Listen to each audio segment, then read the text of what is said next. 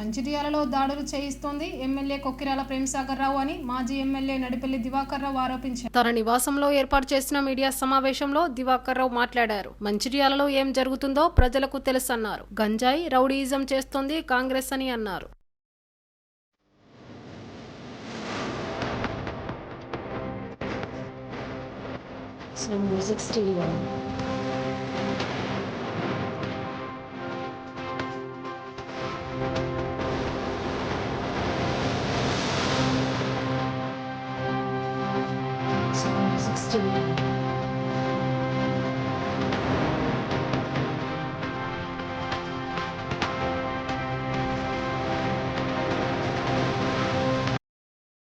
ఈ ప్రభుత్వం వచ్చిన తర్వాత గంజాయి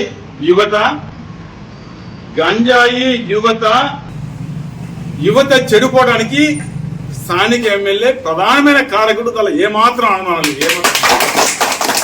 నేనే అబద్ధం చెప్తలేను. ఇది విచారించు, ప్రజలని తెలుసుకో. దివాకర కారణమా ప్రేమసాగర్ కారణం అనేది ప్రజలు చెప్తారు. నాకు నేను మంచి చెప్పు మంచి చెప్పుకుంటా కాదు. ఎన్ని కొట్లాడండి, ఎన్ని కొట్లాట్లు, దాడులు. అందులో వినాయక చవితి నాటి దాడి ఉంటుంది, బతుకమ్మ సత్రులకు దాడి ఉంటుంది, దసరా నాడు దాడి ఉంటుంది, ఇక్కడ మహావింద్ కాలం దాడి ఉంటుంది, అంతకుముందు ఐబీ చౌరస్తో దాడి ఉంటుంది, ఇంకెక్కడో అమలవాడకు దాడి ఉంటుంది. ఈ దాడులన్నీ ఎవరి ఆధ్వర్యంలో జరుగుతున్నాయండి? నువ్వు పెంచి పోషిస్తున్న నాయకత్వం కిందనే ఈ దాడులు. ఒక దాడులే కాదు. ఇలా నేను డిమాండ్ చేస్తున్నా, మంచిర్యాల సెటిల్మెంట్ వాళ్ళు చేస్తున్నారు. న్యాయ విచారణ తగ్గిద్దామా?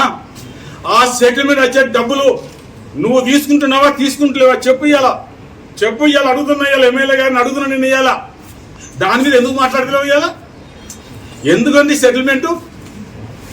ఎందుకు సెటిల్మెంటు అంటే భయప్రాంతం చేసి తక్కువ భూమి తీసుకొని ఆ డబ్బులు నువ్వు తీసుకుంటున్నావు. ఇది జగమేరిన సత్యం. నేను అనడం కాదు, ఇలా ఎక్కడన్నా కూడా ఇదే మాట చెప్తా.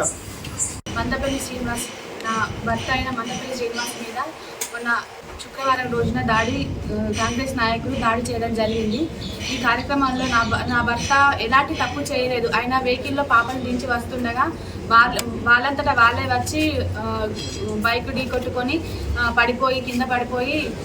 కింద పడిపోయిన తర్వాత వాళ్ళని దిగి పరామర్శించి హాస్పిటల్ సందర్భంలో కింద పడిన వ్యక్తి కూడా లేచి మా ఆయనను కొడతాడా, కింద పడిన వ్యక్తి కూడా లేచి ఈయనను కొట్టడం జరిగింది. అది ఎక్కడి న్యాయమో నాకైతే ఈ ప్రజాపాలన అంటారు, కానీ నాకైతే ఇది ఎక్కడి ప్రజాపాలన? ఇది ఇంత అన్యాయం కూడా ఉంటుందా? అనవసరంగా తప్పుడు కేసులు పెట్టి నా భర్తను అరెస్ట్ చేయించి జైలుకు పంపించడం జరిగింది. అతనికి దెబ్బ తగిలిందేమో ముక్కు మీద, కాకపోతే ఆయన కట్టుకున్నదేమో తల మీద. చూడండి, సాయంత్రం రోజు అది కూడా సాయంత్రం గొడవ జరిగిందేమో 10 గంటలకు. అయితే సాయంత్రం ఇట్లా హాస్పిటల్కి వచ్చి ఇట్లా కట్టుకొని హాస్పిటల్ నుంచి వచ్చిండ్రు. మళ్ళీ నేను ఆ రోజు మా భర్తకు కూడా ఇట్లా గొడవ జరుగుతుందని నాకు ఇంటికి వచ్చి నర్సికపూర పైన ఒకతను చెప్పిండు. అయితే ఆ కొట్టిన వ్యక్తి చెయ్యి ఇరిగిందని మొన్న పోలీస్ స్టేషన్కి వచ్చి చెయ్యికి పట్టి కట్టుకున్నాడు. అతను కూడా చెయ్యికి పట్టుకొని ఉన్న వ్యక్తి బైక్ ఎట్లా నడుపుతాడండి? మరి బైక్ కూడా నడిపిండు ఆయన, నేను చూసిన.